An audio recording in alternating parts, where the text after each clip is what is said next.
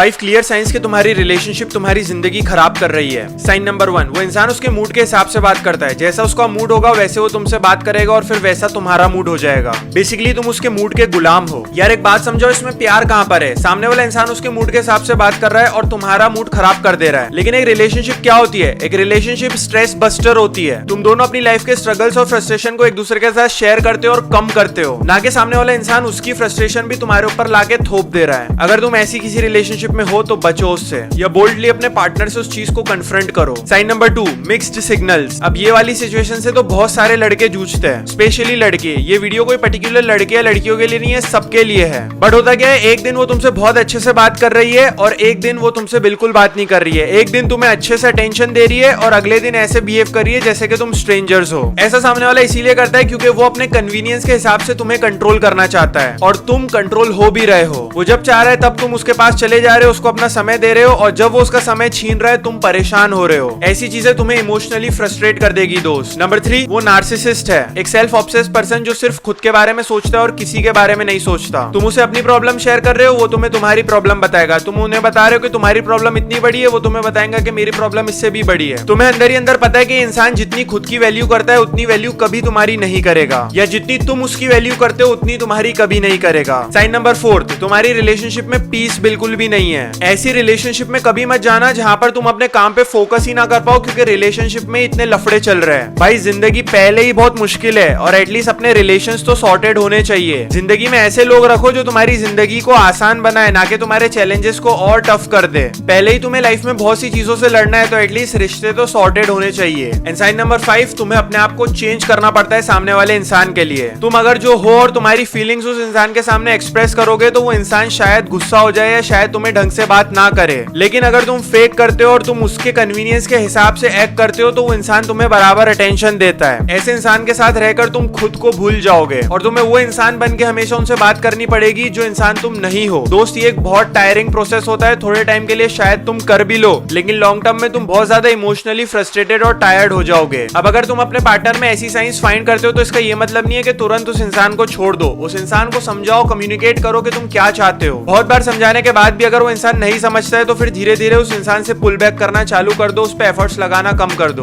अगर एफर्ट्स कम होने के बाद वो इंसान आके तुमसे पूछता है कि भाई क्या दिक्कत है, क्या हुआ जो तुम मुझसे बात नहीं करता है, मुझे उतना टाइम नहीं देता है, इसका ये मतलब है कि कहीं ना कहीं वो इंसान तुम्हारी केयर करता है। तो उसके बाद फिर तुम वापस से अपना पॉइंट्स रखो कि तुम्हें ये चीजें नहीं पसंद आ रही, और फिर अगर वो बोलते हैं कि हाँ ठीक है मैं चेंज करने का ट्राई करूंगी या करूंगा, तो तब तुम कंटिन्यू कर सकते हो। लेकिन उसके बाद भी अगर वो मुकरते हैं तो फाइनली तुम्हें एक बार एक फाइनल डिसीजन लेना होगा और अपनी लाइफ में एक बेटर पर्सन को तलाश करना होगा। या पर्सन को तलाश करने की जरूरत ही क्यों, अपनी लाइफ पे फोकस करो। जब मिलना होगा अच्छा इंसान तुम्हें जरूर मिलेगा। आई होप तुम्हें ये वीडियो अच्छा लगा।